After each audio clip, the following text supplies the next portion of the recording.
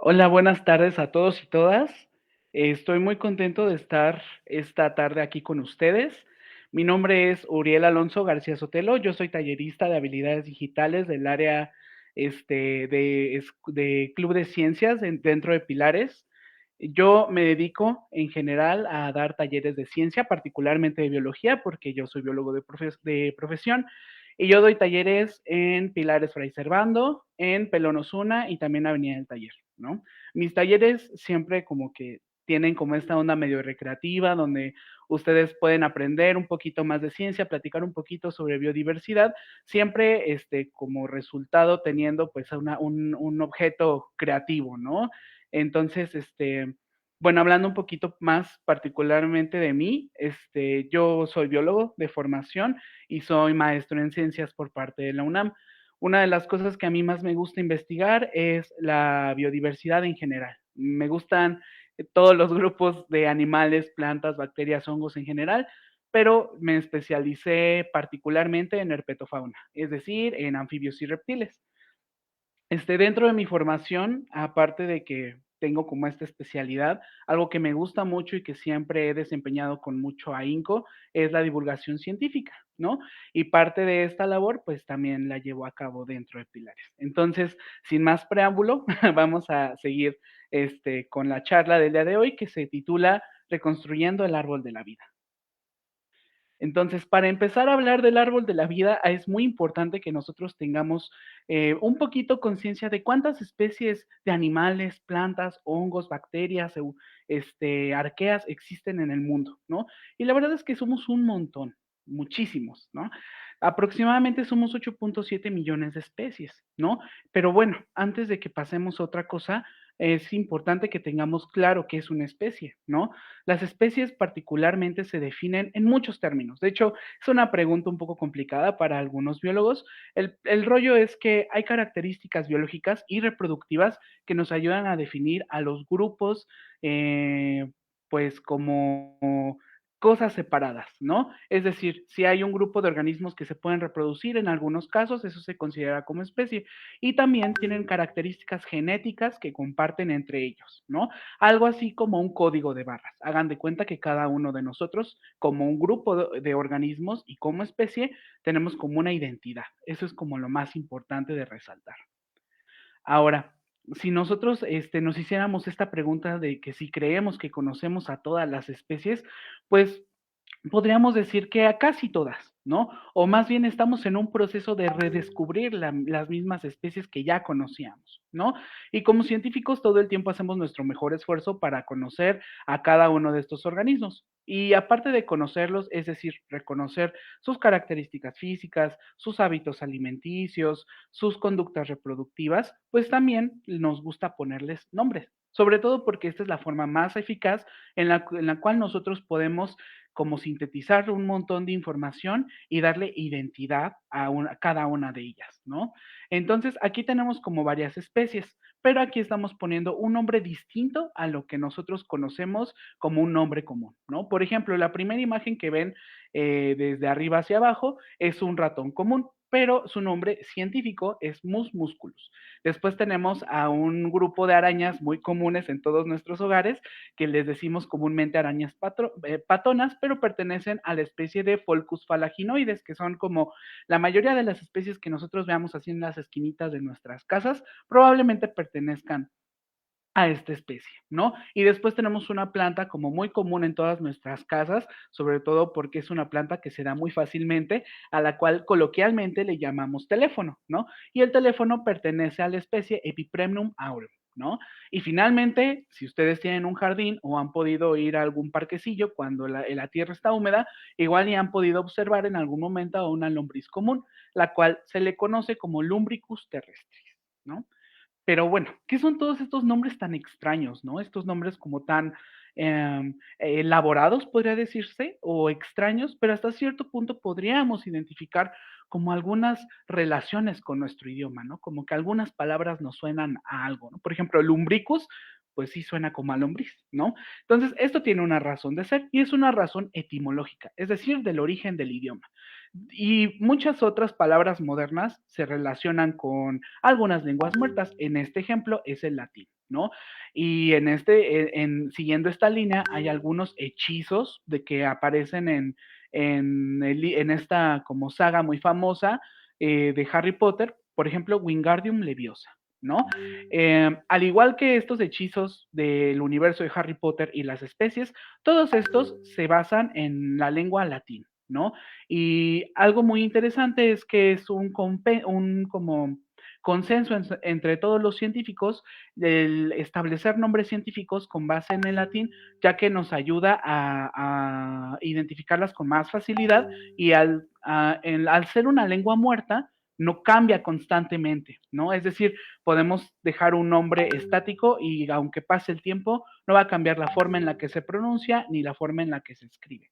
Y todo esto empezó gracias a un compendio biológico súper importante que escribió Carlos Linneo en 1735, donde en su libro titulado Sistema Natura agrupa un montón de animales y plantas principalmente, y las ordena y les pone este nombre latín, cuyas características van a facilitar a los demás científicos o investigadores identificarlas correctamente.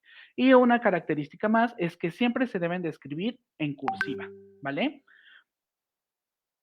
Entonces, todo esto que acabamos de ver, de cómo son las reglas para ponerles nombre, por qué debemos de ponerles nombre, tienen que ver con una subdisciplina de la biología que se llama taxonomía. Y la taxonomía se define como una disciplina que se encarga de ordenar la biodiversidad en categorías con nombres definidos. Es decir, si nosotros descubrimos una especie nueva o nos damos cuenta de que alguna especie está mal clasificada, no solo debemos de anunciarlo, sino que también debemos de asignarle una categoría y un nombre taxonómico con base en estas reglas que acabamos de mencionar. Hay muchos pormenores de estas reglas también, pero pues no nos concierne ahorita en esta plática, pero es importante saber que hay una rama que se encarga únicamente de cómo ponerle nombre correctamente a cada uno de los grupos. ¿Y por qué creen ustedes que es importante ponerles nombre? Bueno, pues porque a pesar de que existan cosas en el mundo o en el universo que se parezcan mucho, cada uno de los objetos o individuos que puedan existir en el universo, pues tiene características particulares. Aunque se parezcan muchísimo, puede que existan cosas que los definan a un nivel que tal vez no es visible a la vista, ¿no? Probablemente sea microscópico. Por ejemplo, ustedes han visto algunos gemelos, aunque sean muy similares, poseen diferencias que los hacen únicos y también poseen características en común que nos hablan de su parentesco. Por ejemplo, aquí tenemos a dos hermanas en el universo Pokémon que se llaman Nina y Nona. Si nosotros las viéramos así simple vista, pues diríamos son exactamente idénticas. Sin embargo, puede que alguna tenga un gusto distinto a la otra, ¿no? Por ejemplo, a Nina le gusta el helado de vainilla y a Nona le gusta el helado de chocolate, ¿no? Y pues y también es importante platicarlo porque pues no son entrenadoras Pokémon que entrenan distintos Pokémones, ¿no? Es por eso que sabemos que son hermanas, pero no son exactamente idénticas. Y pues las especies reciben su nombre por algunos de los rasgos que podemos observar en ellas, ¿no? Por ejemplo, el género, que es la primer parte de este nombre compuesto de dos palabras, nos habla de un parentesco, mientras que la especie usualmente nos habla de algo único y particular. Hay una plantita, una orquídea muy interesante que se llama Dracula chiroptera, ¿no? Y Dracula chiroptera, el género, se establece como un montón de especies.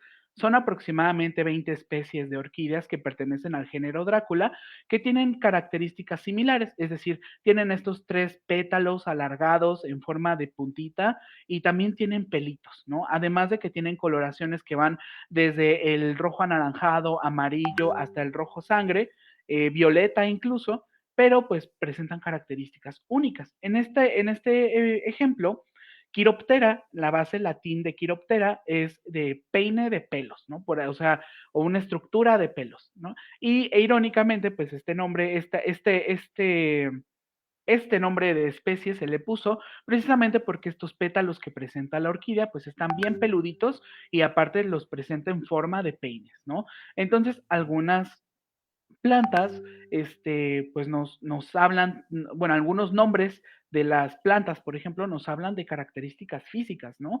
Que afortunadamente, si nosotros juntamos algunas raíces latinas y las acomodamos, pues podemos ponerle un nombre incluso hasta novedoso, ¿no?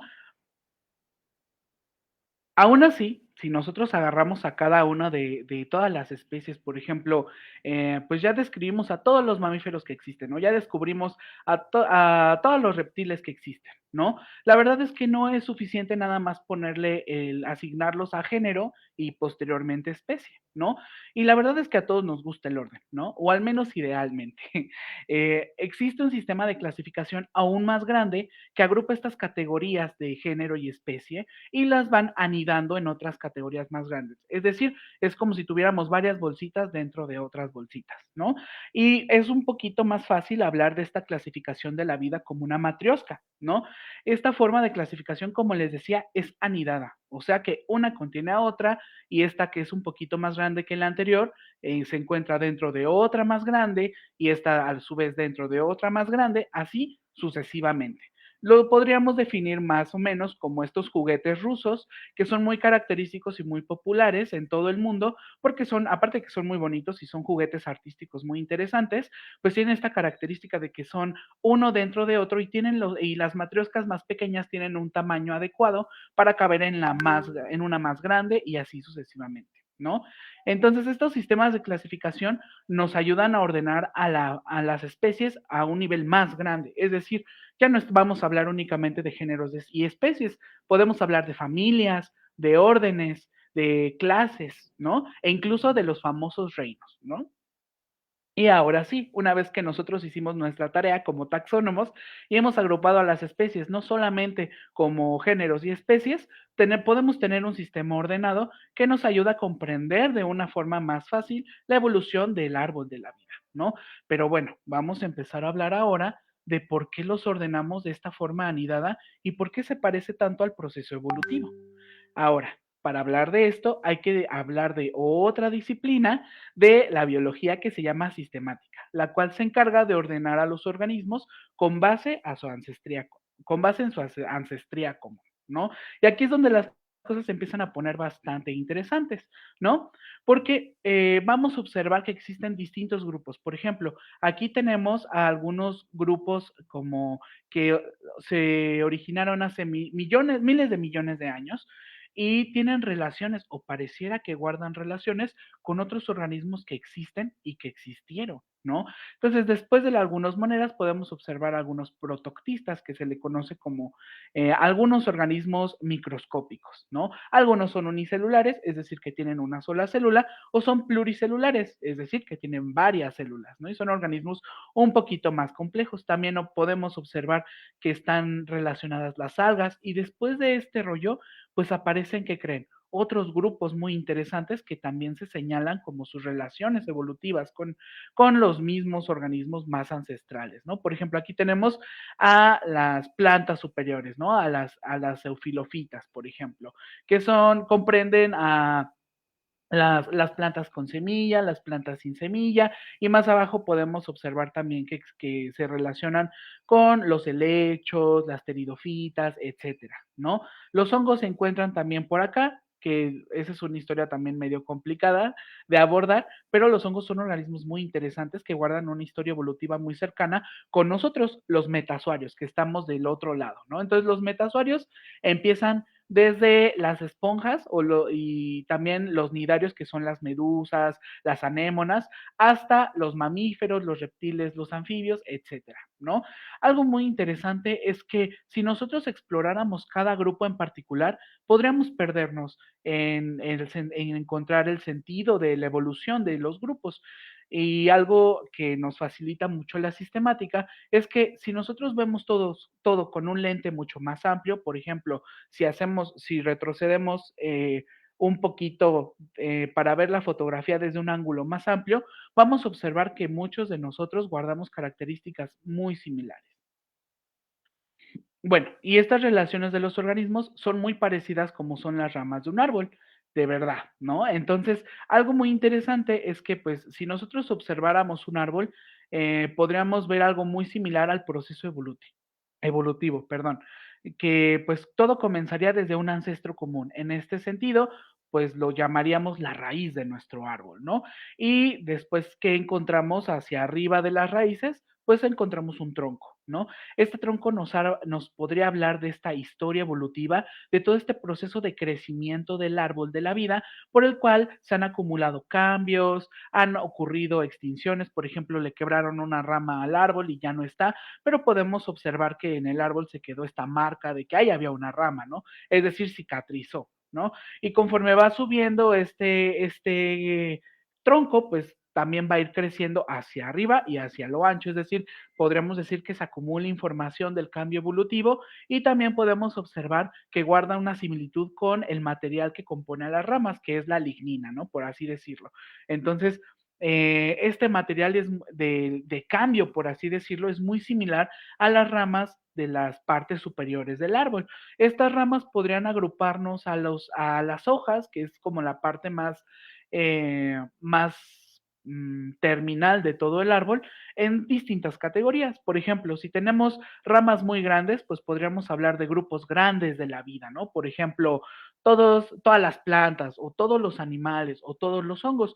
Y conforme vayamos avanzando en ramas más pequeñas que se dividen y se vuelven a dividir y se vuelven a dividir, pues ya podríamos hablar de órdenes, de familias, de géneros, y en este ejemplo, las hojas simbolizarían o representarían a cada especie que existe, ¿no?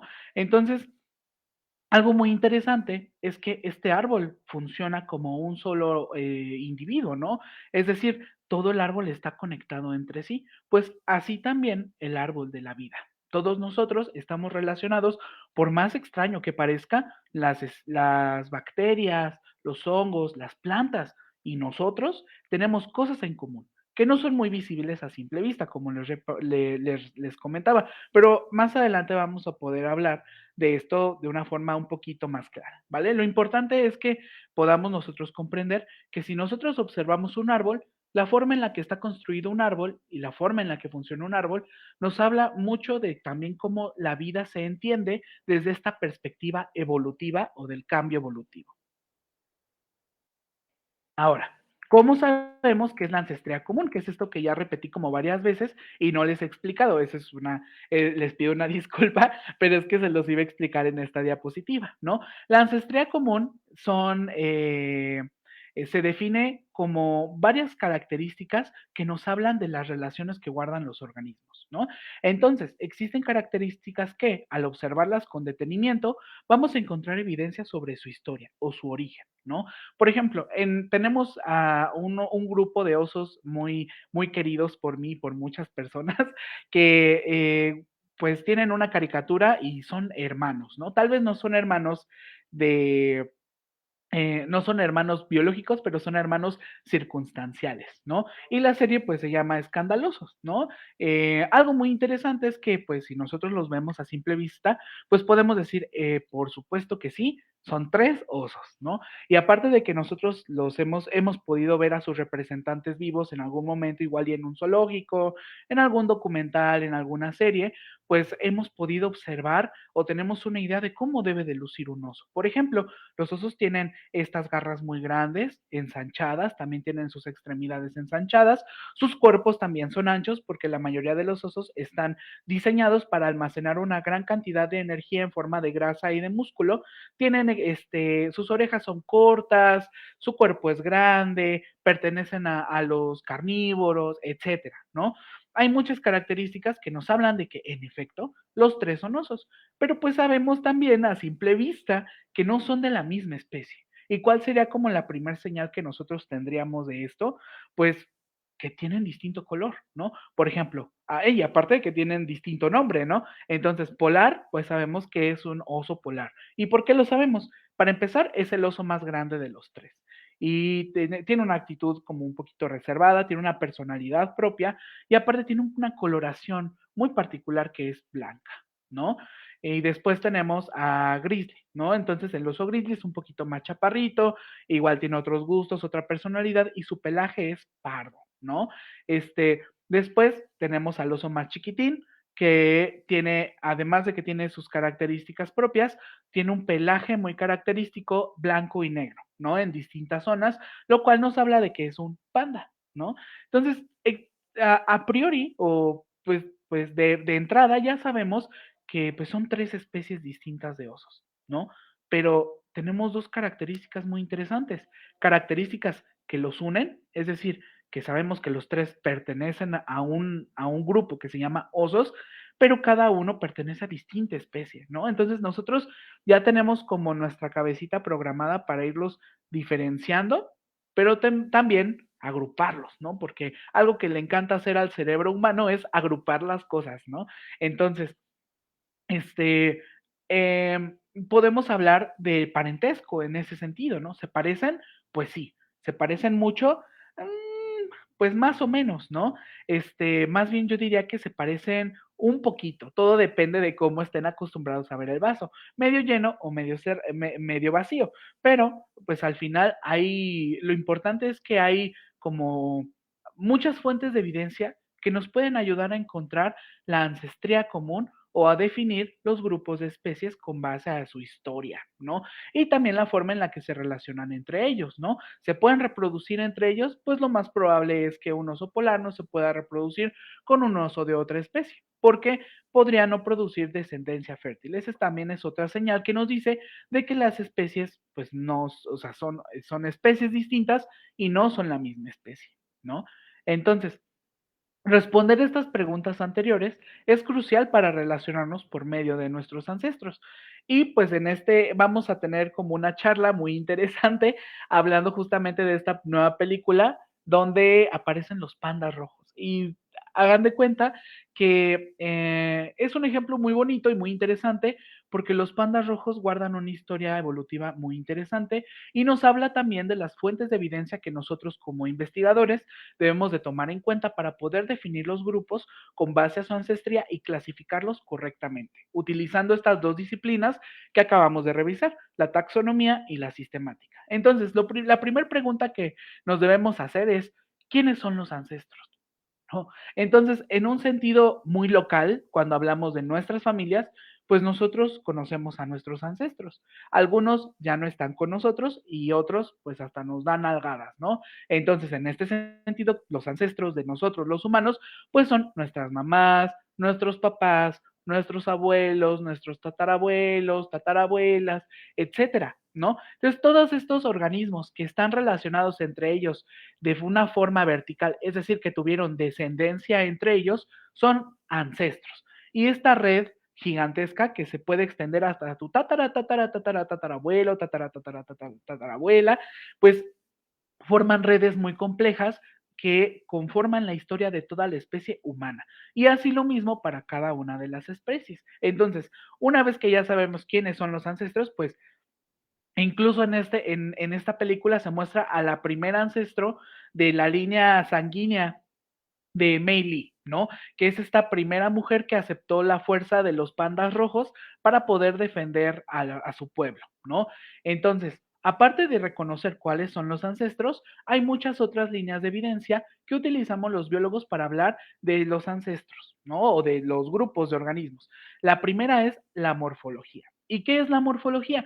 La morfología son todas estas características que nosotros podemos percibir por medio de nuestros sentidos. Es decir, las especies se ven de cierta forma, tienen ciertos colores, olores, sabores, formas de crecimiento, tamaños, alturas, volúmenes, ¿no? Todo esto que nosotros podemos percibir de forma macroscópica, por así decirlo, con nuestras manos, nuestros ojos, nuestros oídos, nuestra nariz, pues son características morfológicas y podemos hacer clasificaciones con base a estos rasgos, ¿no?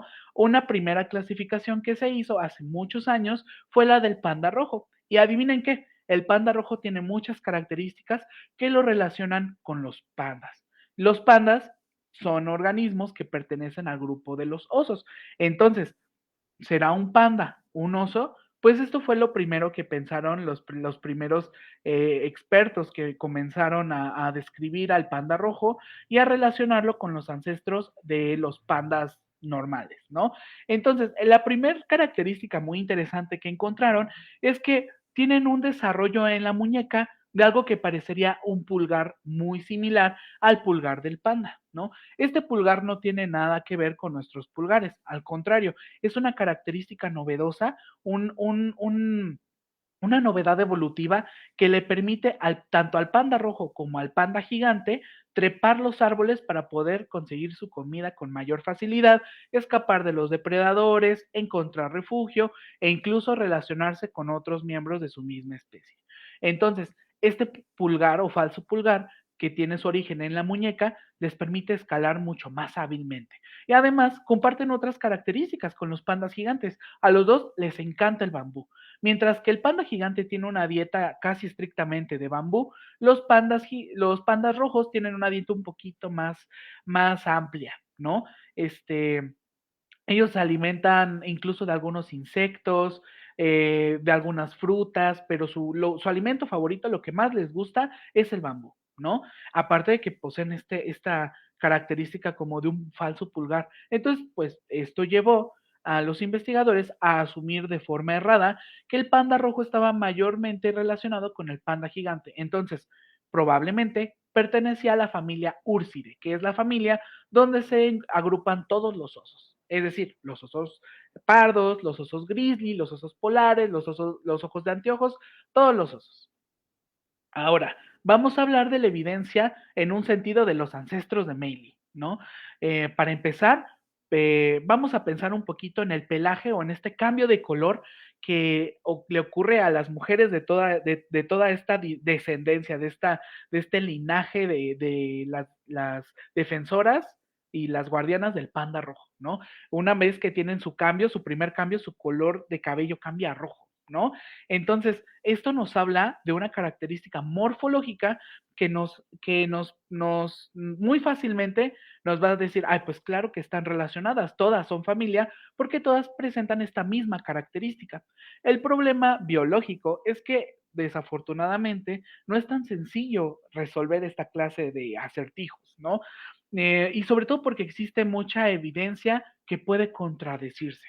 ¿No? Es por eso que no solamente podemos confiar en la morfología. Y bueno, antes de pasar a otro rollo, morfológicamente, no solamente el pulgar es algo que guardaban como con relación entre los pandas rojos con los pandas gigantes, sino que también su sistema digestivo. Hagan de cuenta que la herbivoría, es decir, esta tendencia de únicamente consumir alimentos de origen vegetal, se relaciona directamente con la longitud y complejidad del sistema digestivo. Es decir, si tú eres un animal herbívoro, tu sistema digestivo va a ser corto y sencillo, ¿no?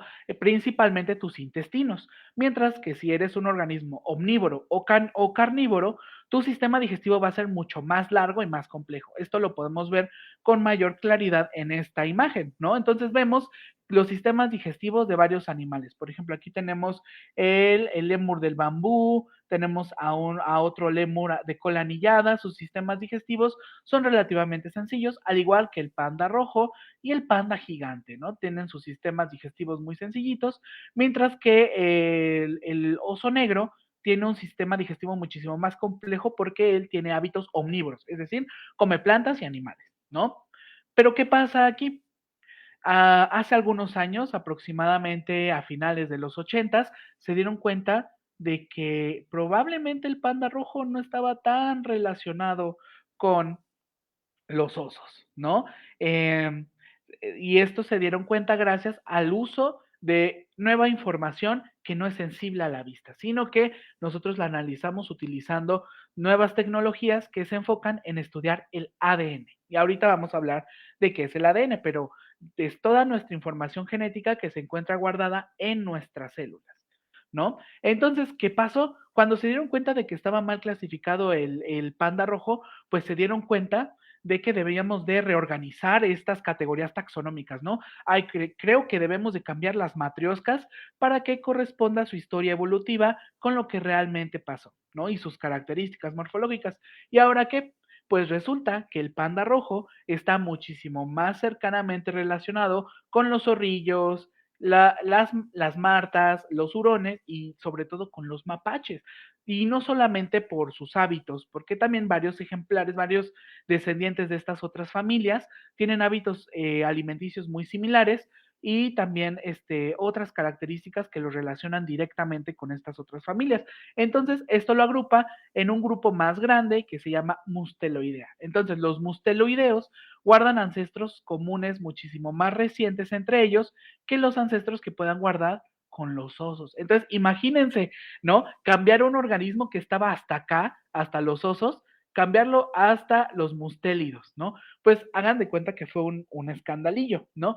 Fue chisme científico. Pero algo muy interesante es que, pues al final, como es algo que se tiene que hacer y es concretamente la evidencia que no solamente estamos tomando de forma macroscópica, sino también información genética, pues esto robustece la evidencia que existe, ¿no? Pero bueno, estas características que vimos, que son muy similares entre los grupos de animales, son muy comunes en la naturaleza. Es decir, vamos a observar a muchos animales que comparten características en común, pero no están relacionados tan cercanamente. A esto nosotros le llamamos convergencia evolutiva. Y una convergencia evolutiva nos habla de un rasgo funcional, es decir, puede ser una aleta, una pata, un ala, que se parece mucho a la forma de otra, de una estructura similar, pero que tiene un origen completamente distinto, ¿no? Por ejemplo, hablando ahorita de alas, el vuelo es el ejemplo de convergencia evolutiva más amplio y más usado y más conocido en todo el mundo biológico, porque prácticamente todos los grupos de metasuarios tienen la capacidad de volar, pero no están estrictamente relacionados todos los organismos voladores entre ellos que con los no voladores, ¿no? Es como si nosotros quisiéramos agrupar a todos los organismos voladores y los no voladores de otro lado, ¿no? Es decir, vamos a cambiar las matrioscas. Pues esto provocaría un caos biológico, ¿no? Entonces es muy interesante. Bueno, y un ejemplo de estos, pues podríamos poner a las libélulas, las moscas, pero también a los murciélagos y también a los peces voladores, también a las aves, también a las catarinas, etcétera, ¿no? Entonces, ya estamos sacando grupos únicamente por una característica convergente. Y esto es lo que nosotros esperamos no hacer en la biología, ¿no? Entonces, ya hablando un poquito de esto, pues vamos a hablar de ahora cómo nos relacionamos todos entre todos, ¿no? A pesar de que nosotros no nos podemos reproducir con un miembro de otra especie, tampoco, pero existen algunas especies que son capaces de formar híbridos, por ejemplo, las mulas, que son organismos que resultan de la cruza de ay, perdón, está pasando el fierro viejo. Pero bueno, imaginemos que, bueno, más bien existen cruzas híbridas como la mula y el caballo, digo, el caballo y el burro que forman una mula, pero no, las mulas son estériles, no pueden dejar descendencia fértil, ¿no? Entonces ahí nos damos cuenta de que las especies tienen un límite, ¿no? Tienen esta identidad de la que hablábamos casi al principio de la presentación, de que pues las definen históricamente y genéticamente, como un código de barras, ¿no? Pero hace muchos, muchos miles de años, pues estas características eran un poquito más laxas y teníamos ancestros que dieron origen a nuevas especies. Se crearon barreras reproductivas, también ecológicas, geográficas incluso, que permitieron a las especies desarrollarse a lo largo de la historia, ¿no? Y esto lo sabemos gracias a que todos nosotros compartimos características en común. Y no solamente hablando, por ejemplo, de los animales o de los mamíferos, ¿no? Algo que nosotros sabemos es que todos los mamíferos compartimos las características de que tenemos pelo, tenemos un sistema de segregación de leche, que son las glándulas mamarias, también tenemos labios para poder alimentarnos de estas glándulas mamarias, etcétera. Pero si nosotros hablamos de otros comportamientos, o más bien de otra evidencia que no está relacionada directamente con estas características morfológicas, vamos a observar que tenemos desarrollos cigóticos, o es decir, desarrollos embrionarios tan diferentes de los peces, por ejemplo, ¿no? O de las aves. y hasta cierto punto somos muy similares. Ahora, hablando de aves, hablando de peces, todos nosotros pertenecemos a esta matriosca grandota que se le llama vertebrados y todos los vertebrados tienen en común que tienen un sistema de vértebras, ¿no? Y después están los invertebrados y si vamos más abajo, pues compartimos características muy similares, por ejemplo, con los hongos, ¿no? Nosotros tenemos células nucleadas móviles y también los hongos, ¿no? Y después vienen las plantas. ¿A poco nos vamos a parecer a una planta? Pues, ¿qué creen? Que sí, porque tanto las plantas como los hongos, como los animales, tenemos células que están compuestas de un núcleo, una mitocondria, ¿no? Y las plantas tienen la característica de que tienen su cloroplasto, ¿no? Entonces, hay características que nos agrupan incluso a un nivel muy ancestral con las plantas. Esto no quiere decir que nosotros somos plantas, al contrario, tenemos una identidad súper definida como organismos actuales, pero en el proceso evolutivo hubo algún momento en el que tuvimos un ancestro en común. Es por eso que se dice que todos los organismos, incluidas las bacterias y las arqueas, que son estos organismos súper ancestrales y que se encuentran hasta la fecha con nosotros, nos acompañan todo el tiempo, pues vamos a observar que todos tenemos características súper similares. De hecho, este sistema de clasificación que les mencioné hace ratito de los reinos, pues ya no se toma tan en serio porque nos agrupaba justamente de esta forma desordenada, es decir, no nos hablaba de la ancestría común. Y un sistema que sí nos habla de la ancestría común es un genecito, una secuencia muy chiquita que se llama 16S. Y esta secuencia chiquitita nos habla de un sistema metabólico muy particular que nos divide en tres grupos grandototes: las bacterias, las arqueas y los eucariotas, ¿no? Entonces, este sistema de clasificación se le llama dominios. Entonces, actualmente sabemos que existen tres dominios principales de toda la vida. Los dos dominios más diversos son las bacterias y las arqueas, los cuales son microscópicos, mientras que los eucariotas somos todos estos seres vivos grandotes, ¿no? O podría decirse que un poquito más grandes, ¿no? Sí hay microscópicos, pero la mayoría somos macroscópicos, es decir, nos podemos percibir a simple vista, ¿no?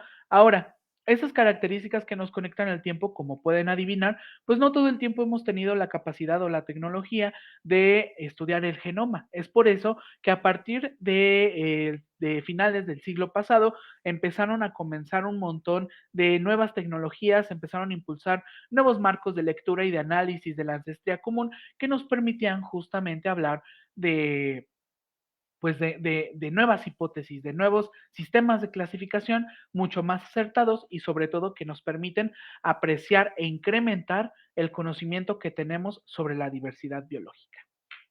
Ahora, hablando más particularmente del ADN, que es el material genético, pues vamos a profundizar en algunas características y también en algunos problemas que nos ayudan a resolver. Entonces, el ADN o su nombre grandotote, que es un chorizote, que se llama ácido desoxirribonucleico, es una molécula que guarda toda la información de nuestra apariencia. Es decir, si hablamos otra vez del cabello de Mei Li, probablemente esta característica de cabello rojo estaba codificada en su ADN, ¿no?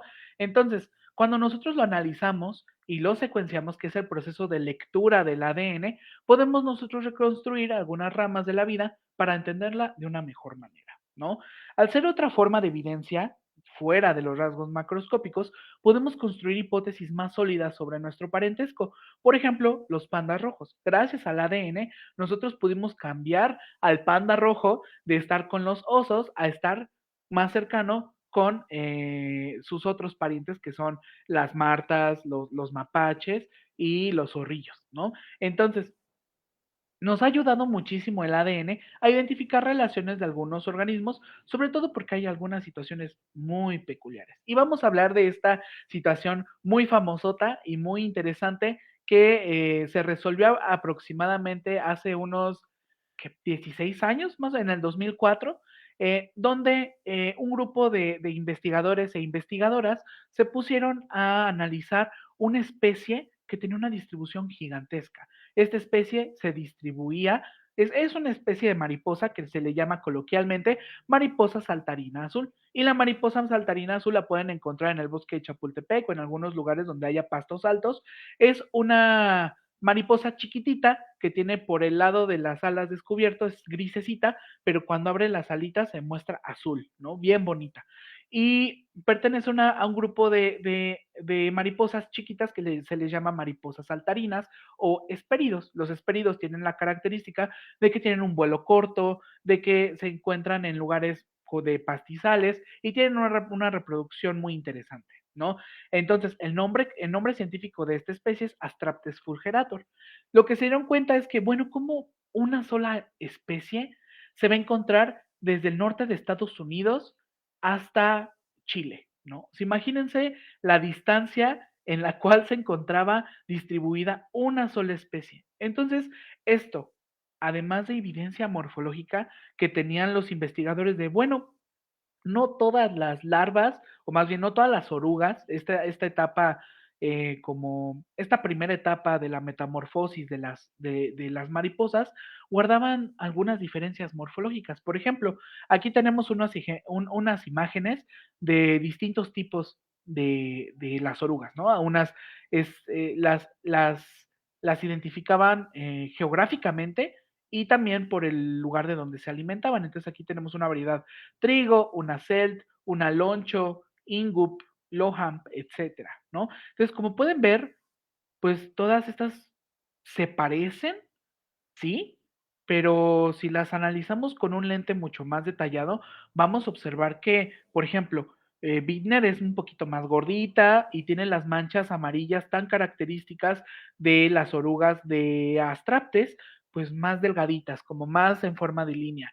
Y Jessen, pues las tiene mucho más amplias, mucho más grandotas, visibles, ¿no? Y Zeno, por ejemplo, parece que tiene un moicano, ¿no? En su cabecita tiene unos pelitos bien paraditos, ¿no? Entonces, aparte de que observaban estas diferencias en poblaciones de las larvas de Astraptes, pues dijeron, no, no es suficiente. Vamos a secuenciar, vamos a sacar su información genética y vamos a ver si existe o si todas están dentro de una misma especie. ¿Y qué creen? Obtuvieron este árbol. Este árbol representaría justamente un análisis más detallado de la ramificación de una de estas hojas de la vida, ¿no? Entonces hagan de cuenta que le hicieron un zoom a una hojita y se pusieron a ver la evidencia de su ancestría común. Y se dieron cuenta de que no solamente era una especie, sino que probablemente estaban observando un complejo de especies. ¿Y qué es un complejo de especies? Es cuando tenemos distintas especies que se parecen muchísimo morfológicamente, pero no son lo mismo. Es decir, tienen características reproductivas, morfológicas, genéticas, que las agrupan en una sola especie y a pesar de que se parezcan mucho, ¿qué creen? Entre ellas no se reproducen, entre ellas no tienen nada que ver. Pero esto no lo sabemos si solamente, nunca lo vamos a saber con certeza si solamente tomamos una fuente de evidencia, ¿no? Entonces, aquí casi no se puede ver, pero, y una disculpa por eso, hay unas líneas que nos marcan justamente los linajes que ellos identificaron, que irónicamente coinciden morfológicamente con la apariencia de cada una de las larvas, ¿no? Entonces aquí podemos observar que todos los organismos que pertenecían a este cultivar de seno, pues están aquí en un solo grupo, en una sola rama, y se observa su ancestría en el punto donde se juntan todas, ¿no? Y las FABOB igual, para todas las demás se cumplía esta regla. Entonces dijeron, híjole, creo que pues no es una sola especie, probablemente estemos hablando de un complejo de especies, ¿no? Entonces, gracias a esto nos hemos podido dar cuenta que un vistazo al ADN dice muchísimo más que 1000 palabras, ¿no? ¿Y por qué? Porque tenemos cientos de millones de nucleótidos en nuestras células, es decir, tenemos una fuente gigantesca de información que nos puede hablar de nuestra ancestría común y no solamente podemos limitar nuestra información al color de los ojos, al color del cabello, al color de la piel, etcétera, ¿no? Sino que tenemos más información para decir, mira, tu origen está relacionado con Europa o Asia, ¿no? Entonces, esta información es muy valiosa y también nos ayuda a aproximarnos a otro tipo de cosas que están muchísimo más relacionadas con un cambio evolutivo constante o casi constante. A esto nosotros los biólogos nos gusta llamarlo relojes moleculares. Los relojes moleculares es que bajo un marco de lectura determinado, es decir, un modelo de evolución, nosotros podemos idealmente aproximarnos al tiempo de divergencia en el cual se separaron dos especies, ¿no? Entonces, cuando nosotros analizamos el número de cambios comparando secuencias de ADN, podemos idealmente sacar la tasa del tiempo. Hagan de cuenta que nosotros calibramos este reloj y podemos aproximarnos a la edad en la cual se separaron dos linajes distintos. Y eso está súper chido porque nos permite relacionarlos temporalmente con el momento en el que ocurrió, por ejemplo, una división de un continente o un evento de extinción, un evento climático muy importante, ¿no? Y esto nos ayuda justamente a tener una línea más de evidencia para poder separar a las especies correctamente y reconstruir el árbol de la vida, ¿no? Ahora, hablando un poquito de esto, dando pie a todo lo que ya hemos hablado, les quisiera platicar un poquito de lo que yo hago como investigador, que es biogeografía paramétrica. Dentro de mi laboratorio que se encuentra en la Facultad de Estudios Superiores Zaragoza, yo estoy trabajando con un investigador llamado Uri García, el cual es un doctor que se especializa en reptiles y también en la evolución de los reptiles y en sistemática, es decir, cómo nosotros describimos correctamente las especies y si existen algunas especies distintas que tengamos que ponerles un nombre correcto. Entonces, la biogeografía es una disciplina que busca o relacionar el origen de las especies no solamente con sus características biológicas, sino también con su contexto geográfico. Es decir, si algo ocurre con el terreno, ¿podría afectar a las especies? Pues la respuesta es sí. De hecho, es una de las causas principales por las cuales surgen nuevas especies, porque existen fenómenos muy interesantes a nivel topográfico, es decir, a nivel de terreno, que pueden marcar la historia de una especie. No yéndonos muy lejos, imaginemos que se inunda una zona donde existían organismos terrestres, lo más probable es que este fenómeno los pueda extinguir o incluso separar al lado del valle, ¿no? Entonces, cuando nosotros relacionamos y juntamos estas fuentes de evidencia relacionadas con la genética, la distribución de los organismos y también los relojes moleculares, podemos correlacionar el pasado con la distribución y el número de las especies actuales e incluso las extintas, ¿no? Y ahora les quiero platicar un poquito del grupo con el que yo trabajé en mi tesis de licenciatura y también en la de maestría. Yo trabajé con un grupo de especies que pertenecen al género Radinea, que son culebras muy chiquititas, muy bonitas, que viven en los bosques templados, es decir, se encuentran en algunas zonas altas, les gusta estar como en estos ambientes boscosos, fríitos, ¿no? Eh, y también son muy secretivas, son muy difíciles de agarrar y mucho más difíciles de observar de forma natural, por eso son muy raras y por la misma razón, pues se conocía muy poquito sobre su historia evolutiva y también de su ecología, ¿no? Entonces lo que yo hice fue recolectar ejemplares de Radinea, tomar muestras para poder secuenciar su material genético, obtener una filogenia, que es esta representación gráfica de sus relaciones de la hojita, es decir, si nosotros le hacemos el zoom a esta hojita del género de Radinea, pues vamos a poder observar estas relaciones que guardan las distintas especies. Y generé un reloj molecular, el cual me podía ayudar justamente a observar en qué momento se separaron cada una de estas especies. Y adivinen qué encontré, pues que estas especies guardan una relación muy cercana con el movimiento de los bosques a lo largo de la historia de México, porque aparte son especies que la mayoría se encuentra dentro de nuestro país. Hay algunas en Estados Unidos y otras en Centroamérica, pero la mayor cantidad de especies de radinas se encuentran aquí en nuestro país. Entonces, resulta que durante el Mioceno y el Pleistoceno, que son épocas no muy lejanas, pero ya pasaron sus milloncitos de años, ocurrieron muchos cambios en la distribución de los bosques que se encontraban en las zonas altas de nuestro país y se relacionan muy cercanamente la distribución de los bosques con cambios climáticos que ocurrieron, además del surgimiento de la faja volcánica transmexicana, que es esta cadena montañosa principal que divide a nuestro país, del cual forman parte los principales volcanes que conocemos en el centro, por ejemplo, el Popocatépetl y el Iztaccíhuatl, ¿no? Entonces, este surgimiento de tierras altas y el surgimiento de nuevos bosques está relacionado con el surgimiento de nuevas especies de radinea.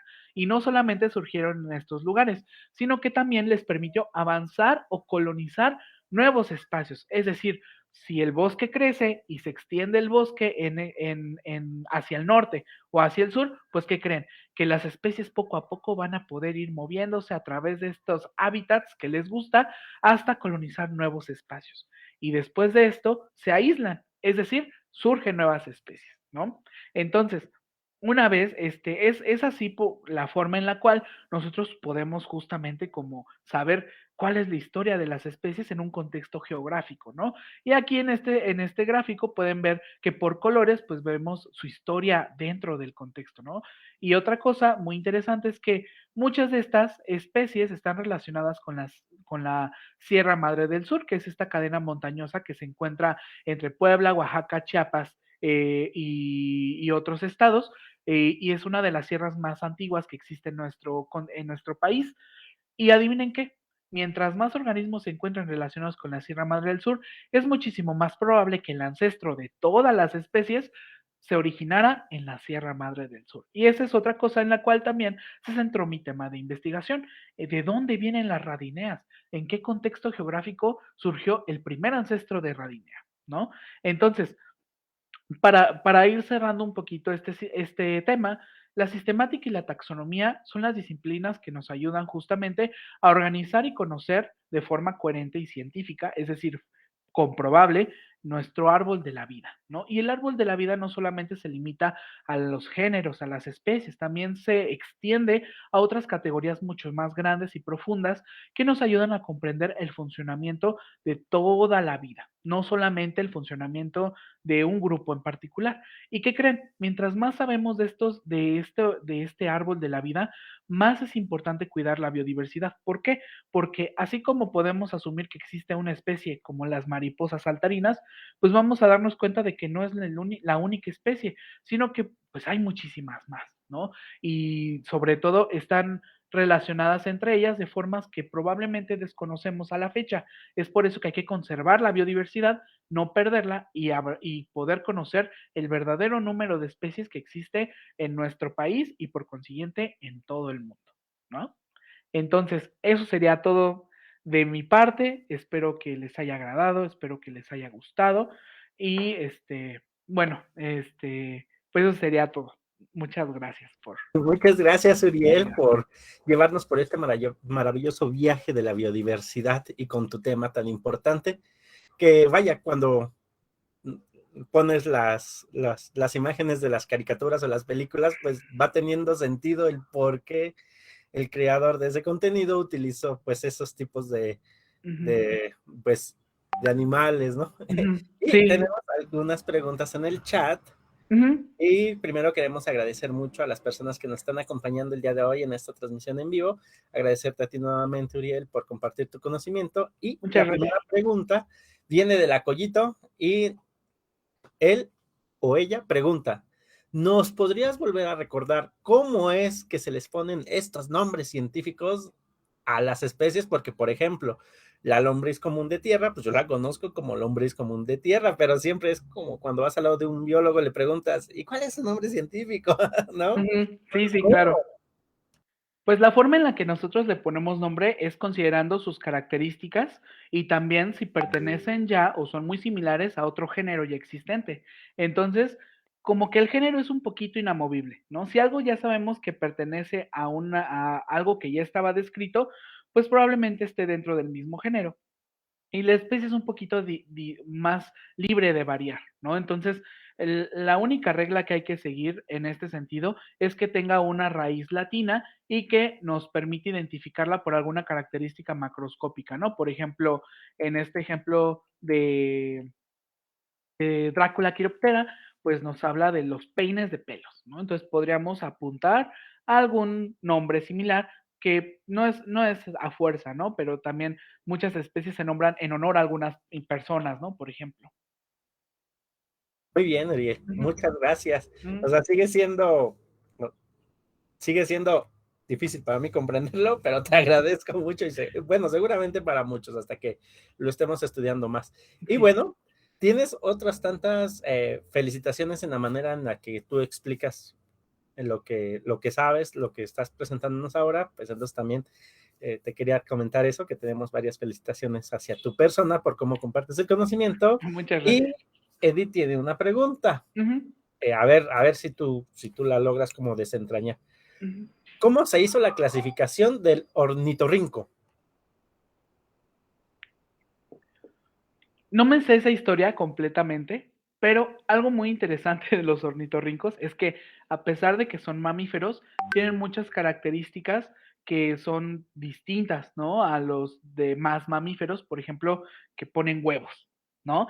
Y aparte de que ponen huevos, tienen glándulas mamarias que son un poquito rudimentarias, no están como bien formadas, a pesar de que son mamíferos, tienen pelo y shalala, pues también tienen como ciertas características relacionadas como a este hábito anfibio, ¿no? Les gusta estar en el agua y estar en el medio terrestre, ¿no? Entonces, la forma en la que se organizaron estos organismos junto con otros más, por ejemplo, los equidnas, es que se metieron a una familia que se llama monotremas. Y los monotremas son considerados uno de los organismos que están más cercanamente relacionados al ancestro común de todos los mamíferos.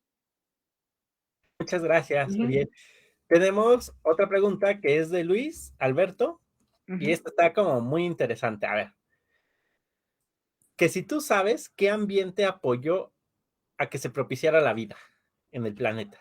Ah, esa historia es muy, muy bonita. De hecho, estos ambientes que probablemente, porque todas son hipótesis, nosotros no podemos tener la certeza de qué pasó, pero hubo varios experimentos que se hicieron en el siglo XVIII, XIX, no, XIX, que tenían que ver como con recrear una atmósfera ah, pues cercana al pasado, ¿no? Que era una atmósfera hostil, con muchos gases tóxicos, corrientes, temperaturas muy elevadas, corrientes eléctricas, y se cree que estas condiciones que propiciaron el cambio de las moléculas inertes a biomoléculas, es decir, moléculas que son la base de la vida, fueron pues características como hostiles, actuales para la vida, ¿no? Entonces fue como un cambio químico relacionado con cambios energéticos que permitió a las moléculas agruparse de cierta forma y por entropía, que es como todo un estudio de la materia con base al orden y al desorden,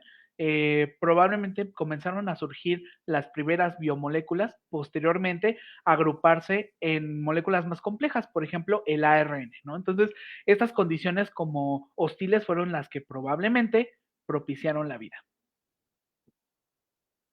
Wow, o sea, ya se hicieron varios experimentos, ¿no? Entonces, Sí, bastante ya se hicieron interesante. varios experimentos, sí. Súper. Y Ujú, mira, tenemos una última, bueno, dos últimas preguntas, ujú. ¿vale? Para ti, Uriel, antes de que se nos acabe el tiempo. Sí, Pregunta Edith nuevamente, ¿por qué los osos no se pueden reproducir entre especies? Esa porque, es una. ajá, ok, Esa es una, y viene o sea, vienen pegaditas. ajá, Dice Edith, ya que hay otras especies que sí, como los perros o el burro y la yegua, lo que ya comentabas hace ratito en tu ajá, presentación, y ahí cierra su pregunta.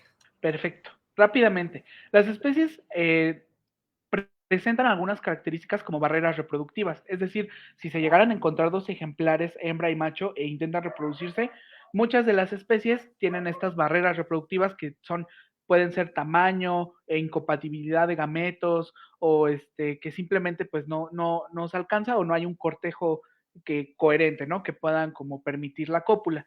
Y cuando a veces sí se puede, pues estamos hablando de cierta plasticidad. Sin embargo, hay algunas